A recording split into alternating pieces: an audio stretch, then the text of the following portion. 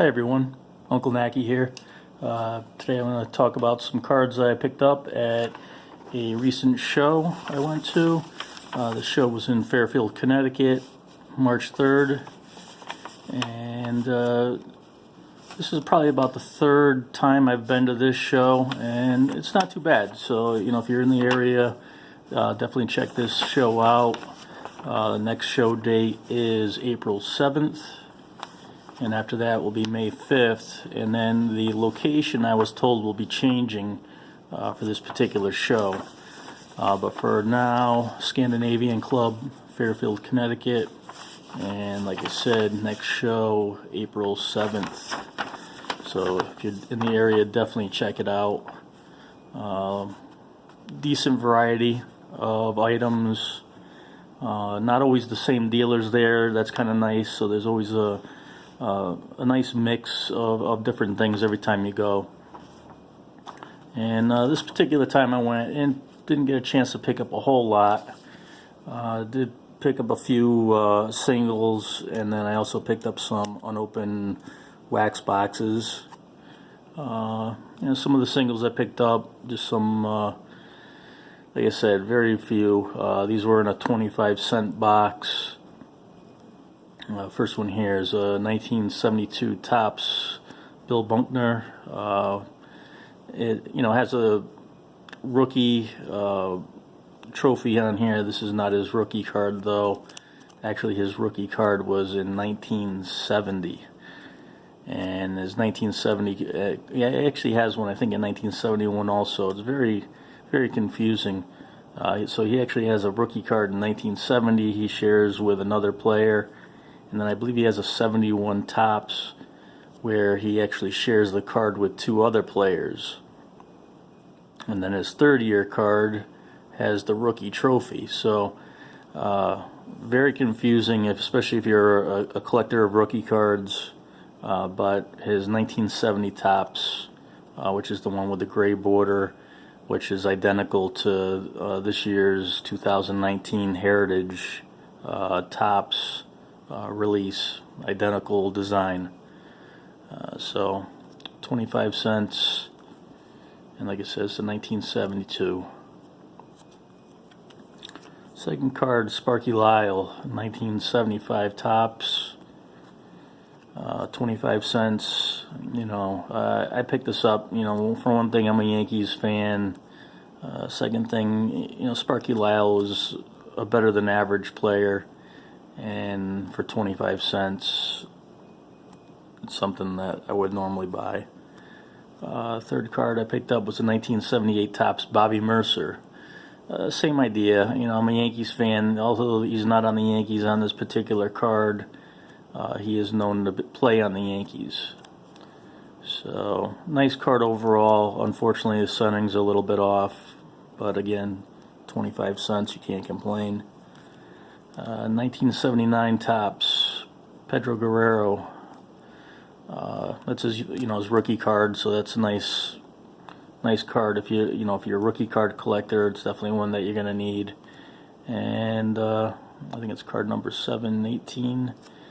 And overall decent card, little off centered. A lot of these 79 Topps have some centering issues.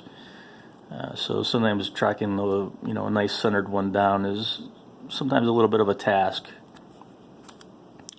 Next one I picked up was a 1985 Donruss Dwight Gooden.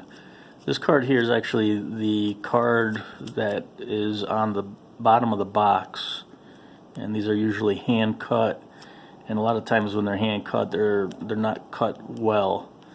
This particular one was cut nice and straight and nice clean cuts. Overall centered, and definitely worth 25 cents. The last card I picked up was a Don Mattingly. This one here, not really sure who issued it. I think it was Upper Deck. Yeah. Not a card that I have. I'm a Don Mattingly fan, so sometimes if I see a Don Mattingly card in a 25-cent bin, I'll pick it up. This one here, the the logo has got a raised feel to it, and I'm not sure if they have a version of this card where it's not raised or if they're all raised like this, but this seems to be just like a basic base card, non-serial numbered. You can see the Upper Deck hologram on the back there, and like I said, this would go in my personal collection, 25 cents. Last two cards I picked up, this one here was in the 50-cent bin. As you've heard me say before, with Nolan Ryan, you can't go wrong, especially with any of his, say, pre-86 type cards, any of those cards that, tend to have better value. After 1985, the cards were just overproduced, so it's a little bit more difficult to, get some of that value out of the card, even though it's, still a decent player. So this one here is from 1981. They weren't really mass producing these cards, even though they were making a lot of them. It's nothing like, say, compared to a 1987 Topps Nolan Ryan. So another nice card. Plus, it's got the the nice Astros type, what we would call a vintage look, which technically this would be a card that fits in that time frame. So back then it looked normal. Now it's it looks like it's a kind of like a throwback type card that they would remake in some of the newer Topps products, but this is an original from 1981.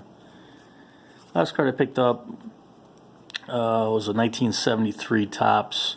This is card number 1 in the set, so sometimes these are a little more difficult to come by. Sometimes they've got condition issues. This one here, it's hard to tell when it's in this case. It's got a minor crease, I think, in one of the corners. But, I've got a lot of commons and minor stars from 73. And I've got one complete set, and I'm thinking about putting together 2 more sets since I have a lot of the higher dollar value cards like the Mike Schmidt rookie card. So, I've been slowly picking up some odds and ends if the price is, where it needs to be. This one, like I said, was $5, and I believe I already have one of these for my second set, but I didn't have one for the third. I haven't put my checklist together yet, which is something I have to really work on, because when I go to the shows and I come across a 73 Topps card, I don't know if I really need it or not. And if it's anything that's, extra, obviously it would probably go on my my new website that I'm working on, trying to get that up and running. And this way, if there's any cards that you see that I show you on some of these videos or I talk about, you'll have the opportunity to purchase those cards. And other than that, I was also able to pick up 17 wax boxes, and I will show you these in this video here. And here are the 17 boxes of what most collectors call junk wax. I don't like to call it that because to me it's not junk. But I did pick up 17 boxes at $2.95 a piece. And to give you an idea, got some 1991 Fleer, 1992 Fleer.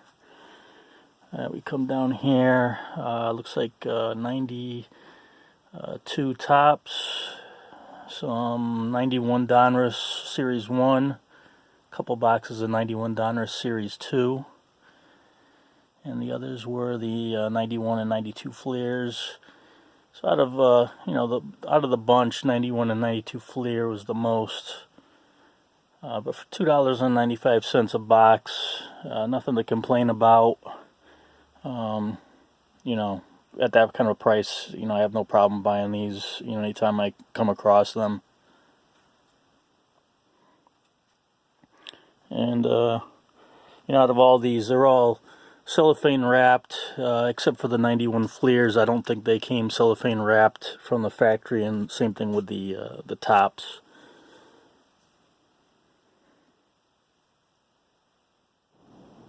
So I hope you enjoyed today's video. If you have any questions, you can definitely leave some things in the comments section, or even if you have just normal comments, definitely go in the comments section and leave some things.